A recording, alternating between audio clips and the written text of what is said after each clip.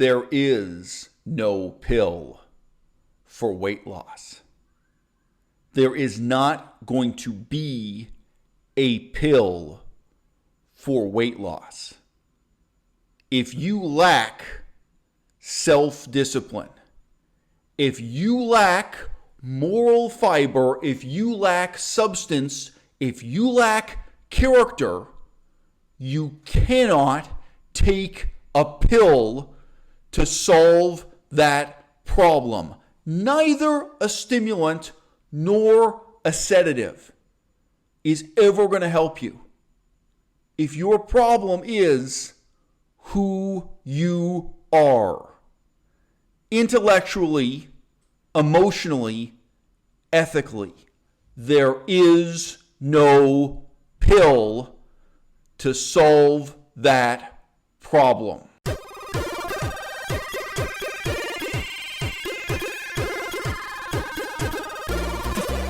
You know, this is why I switched to pickup artist stuff, because as soon as I am honest with a girl, there's no game involved. As soon as I'm straight and like straightforward with a girl, it never works out for me.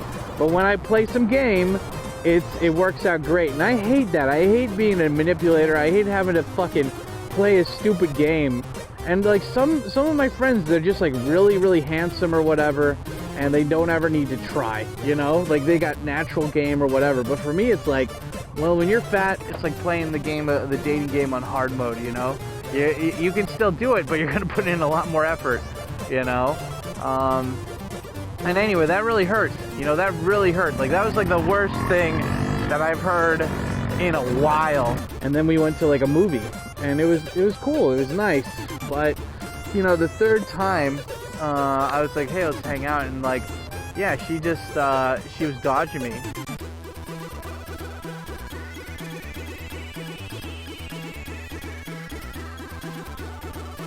She just said like, oh, I'm busy, and I'm like, you literally just said you haven't been busy for months. I'm just like, oh wow, you got busy really quickly, huh? Anyway, I tell her, I was like, okay, like trump card, there we go. Hey, why don't we spend Christmas together? Because Christmas is a couple's day.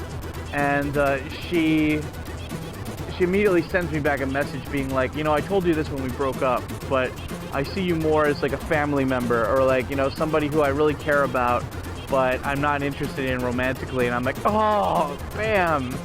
At the same time, I like, if I want to go on adventures with people, I gotta lose some weight, you know? I've been talking about losing weight forever. And I'm like, you know what, like, one of the reasons I'm going to the ADHD pill doctor right now is to get those pills, because like I have been, for the most part, been being a good boy. Like I still only eat once a day or whatever, but I am drinking a lot of my calories with soda and everything like that. And I know that if I have these ADHD pills, they not only help me think clearly, but they're also appetite suppressants. So I'm gonna just show her like, look, I lost some weight, I got some better views on YouTube, and it's not like I need her approval. I just want her to know.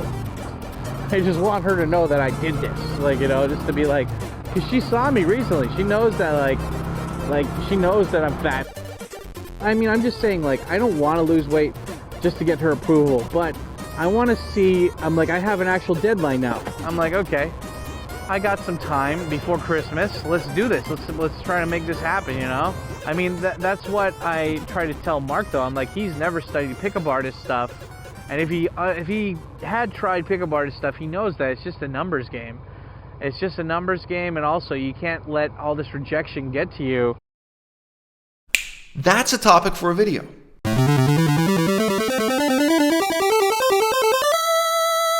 And as you guys know, I have severe ADHD, which makes it extremely hard for me to concentrate in school as it is, and I take medication for it. I take Concerta, the highest dose that you can get prescribed. Stimulant medications are far more dangerous than most practitioners and published experts seem to realize.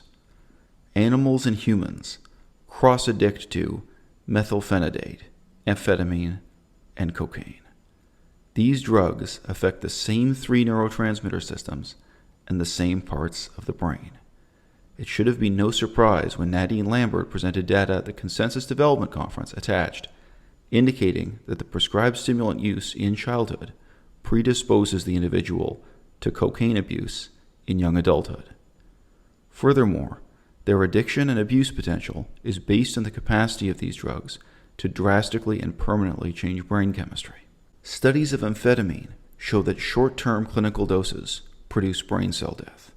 Similar studies of this drug, known as Ritalin and by other trade names, show long-lasting and sometimes permanent changes in the biochemistry of the brain. And as you guys know, I have severe ADHD, which makes it extremely hard for me to concentrate in school as it is, and I take medication for it. I take Concerta, the highest dose that you can get prescribed for that. And with Concerta, you're not really supposed to drink alcohol, mix other substances, that sort of thing, because your heart rate will go crazy. Like if you don't have ADHD, people will use this recreationally to get high. And everyone kept making fun of me because I was like 19, I had barely drank alcohol, so Long Island iced teas, which get you messed up, and I didn't know that at the time. Also adios. Like I learned a lot about, honestly, alcoholic beverages, and I don't mean that from like a drinking standpoint, but like I could be a freaking bartender because I learned so many of the drinks from doing this, and they let you drink at the bar. Like these guys would just be buying me drinks, and the guy that I sat and ate a salad with, I think he ordered me ice cream too. Like I seriously just went down the menu and got whatever I wanted. He handed me $300 for eating with him. And a psychiatrist told me that I have severe anxiety, and she could not believe that I had never been diagnosed with this. It was amazing. The next day we got our nails done, you know, we slept in till like the afternoon,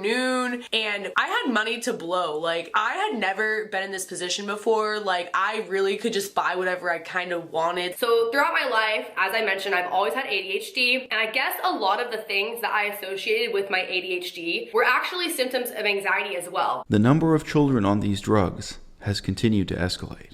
A recent study in Virginia indicated that up to 20% of white boys in the 5th grade were receiving stimulant drugs during the day from school officials. Another study from North Carolina showed that 10% of children were receiving stimulant drugs at home or in school. The rates for boys were not disclosed, but probably exceeded 15%. With 53 million children enrolled in school, probably more than 5 million are taking stimulant drugs. A recent report in the Journal of the American Medical Association by Zito and her colleagues has demonstrated a 3-fold increase in the prescription of stimulants to 2 to 4-year-old toddlers. Yeah, like I just don't, like, it literally would just like eat me up and like tear me apart to like watch other girls like touch my boyfriend, to watch my boyfriend touch girls. Like it just like, I didn't like it. And like I feel like maybe because I have like an OnlyFans, like I don't know, like I said, like my social media isn't like, you know, super clean either. Like I know any guy or girl I'm with is gonna have to deal with that. Let's stop now, let's go. Let's just end this video. It sucks, dude. Okay. Recently, not many girls who know my channel message me anymore. I don't know why. Maybe it's because they found out that I'm too much of a weirdo. Even though I'm not really that famous, my channel's still kind of small. I've had several experiences, maybe about 4 times it's happened before, where I matched someone, I didn't tell them about the channel, and they found out anyway, either because just by coincidence they found out, or because they showed my picture to one of their friends and one of their friends recognized me. And I'm surprisingly more famous than you may realize. I've been busy trying to think about what I want to do with my life, and I've come to the conclusion that I still have no idea. So as you can imagine, I don't really feel that amazing these days, because I feel like either option I take, I'm doomed to misery. If I focus on my channel, make that a priority, then I'm probably not going to do very well at the whole dating thing, and I'm just going to have to be single and accept that fact. Or if I try and focus on improving my chances dating, then I have to give up on making the kind of videos I want to make. Yeah, I've come to the realization that I don't feel confident in being able to keep my channel a secret. And when they find my channel, the reaction most girls have is they get a bit freaked out. They've got a lot of questions. Most of the time they block me or unmatch me, or they don't want to meet me anymore because they're scared. And I guess I can't be a weirdo on the internet and expect to have a normal relationship with a normal girl. Okay, I need to end this video now. What the hell? Okay, I'm fine. I'm really fine. I'm not stable. Oh my god. Why am I even posting this to the internet? I don't know. All stimulants impair growth, not only by suppressing appetite, but also by disrupting growth hormone production. This poses a threat to every organ of the body, including the brain, during the child's growth. The disruption of neurotransmitter systems adds to this threat. And that's another thing. A lot of these girls are on drugs, but I'm not trying to like stereotype strippers because a lot of people in life in general are on drugs. But yeah, a lot of the customers in there are doing coke and a lot of the girls are doing coke with them. This club, I don't even know how they hired me. Like, I was just some bootlegged chick off the street who had no experience. Like, this club was nice. Like, girls were flying out to go to this club and work there. For example, with my ADHD, it's very easy for me to forget things, so I'm constantly making to-do lists and writing things down. When I was in college, my ADHD was really bad, but now that I'm truly just doing things in my life that I'm passionate about, that I can hyper focus on, that are like interesting to me and fun, it's not like forced or like I have to meet these requirements to like get this degree or something. Like, it's like actually just like comes to me naturally. I thrive, you know? And that's kind of how ADHD is when you're being like creatively stimulated and doing stuff that you actually want to do. You're able to focus like really, really well, you know? So I kind of realized that. Adderall is a powerful drug, but the excuses that we make for ourselves can be even more powerful. This woman, during the crucial years in which she finished high school, began university, transferred to another university, and then dropped out, lived with the excuse that she could not focus her mind, she could not do the type of work that all the other students could do because there was something biologically wrong with her. And she believed that this drug counteracted, counterbalanced, or compensated for this biologically real problem that she had, in the same sense that somebody with diabetes takes a drug to counteract the effects of sugar. Because people with diabetes really do lack something that the rest of us have, something that the rest of us biologically take for granted every day, every time we eat food. And the thing is, it's all a lie. Now, at age 24, she finds, when she suddenly stops taking the drug, not under doctor's orders, not under a doctor's supervision, not under anyone's recommendation. She doesn't reflect on how it was she made the decision to, as an experiment, I suppose, stop taking the drug. She finds that at age 24, she has the mental focus. She has the self-discipline. Now she can sit and read a book. In fact, it is easier for her to read a book when she is not under the effects of Adderall, as opposed to the way she struggled when she was. Since the early 1990s, North America has turned to psychoactive drugs in unprecedented numbers for the control of children. In November 1999, the U.S. Drug Enforcement Administration warned about a record 6-fold increase in Ritalin production between 1990 and 1995.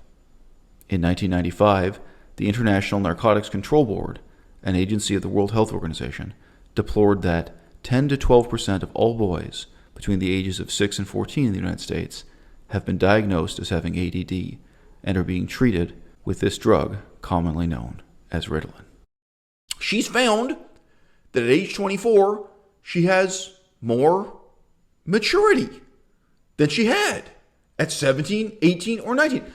And there are countless millions of people in the world who really didn't have the maturity, didn't have the focus, didn't have the self-discipline to undertake university-level studies in their younger years, but who could have developed that focus, that motivation, that self-discipline, say, by age 24, like Hardesty here. I actually feel amazing not being on it. I sleep better. Like, when I tell you, like, and it's really sad, like, I don't know if I want to get into that super much in this video, but I used to make a lot of ADHD videos and just like content surrounding that, and a lot of you guys I know follow me for that. And if you don't know my story, I was diagnosed when I was like really young, like 7 or something, and I was put on pharmaceutical medication and pretty much was taking Adderall since I don't even know when, like years, like every single day, like the highest that you can get prescribed, and pretty much had like a dependency on it, because if I would stop taking it, I would go through like withdrawal. But I stopped taking it during the pandemic, like kind of more recently, because I was just like, do I even really need to take it? And to be honest, I do kind of feel like I've outgrown a lot of my ADHD. I actually feel like better not taking it. And we're left with the terrible question of, what if this young woman wasn't given these drugs? What if she wasn't given the excuse at such an early age? What if she had taken responsibility for the development of her own character? What if she had had the attitude that she couldn't read a book not because she was biologically different from her classmates and that there was a cure that came in a bottle of pills. What if she had the attitude that this was her responsibility, something she had to overcome herself, and that even if she were perhaps more immature than many of her classmates, that even if she were more jittery, more scattered than her classmates, that this was really just a pattern of behavior, that this was something she could and would eventually, with the passage of years and hard work, that this was something she would eventually overcome. In March of 1997, the board declared, quote, "The therapeutic use of methylphenidate is now under scrutiny by the American medical community. The INCB welcomes this," close quote. The United States uses approximately 90% of the world's Ritalin. At the same time, I like if I want to go on adventures with people, I gotta lose some weight. You know, I've been talking about losing weight forever, and I'm like, you know what? Like, one of the reasons I'm going to the ADHD pill doctor right now is to get those pills, because like I have been, for the most part, been being a good boy. Like I still only eat once a day or whatever, but I am drinking a lot of my calories with soda and everything like that. And I know that if I have these ADHD pills, they not only help me think clearly, but they're also appetite suppressants. So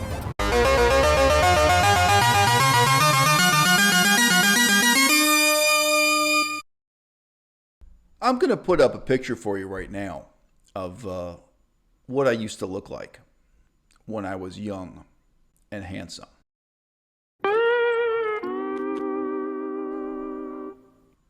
Do you think there were more women trying to sleep with me, more women trying to seduce me, more women trying to start a relationship with me when I looked like that?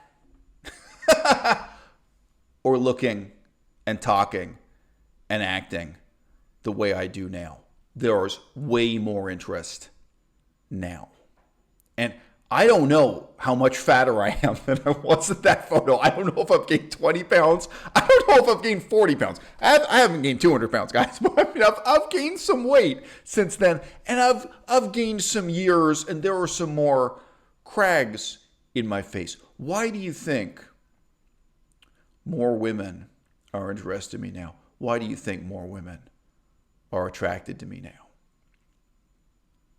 It's because what women are looking for is a man who would be a good father to their children, even if those children are entirely hypothetical, even if you're talking about a woman who's made the decision, it's a serious decision that I respect, a woman who's made the decision that she never wants to have any children at all.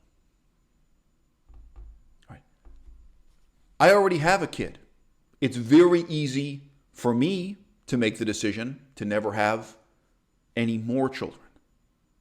But even if I made that decision, and even if I were single again, which I'm not, the qualities I would be looking for, the qualities I'd be attracted to, the qualities I'd be responding to in women, those are the qualities that would make a good mother, whether the particular woman we're talking about wants to have kids or not, or whether or not the woman, she might have a medical condition. She might have a reason why she never can have kids or never should. What do you think is going to make TkyoSam more attractive to the opposite sex? He wants to believe that there's a pill that can solve all his problems. What kind of intellectual character, what kind of emotional character, what kind of ethical character do you think women are looking for?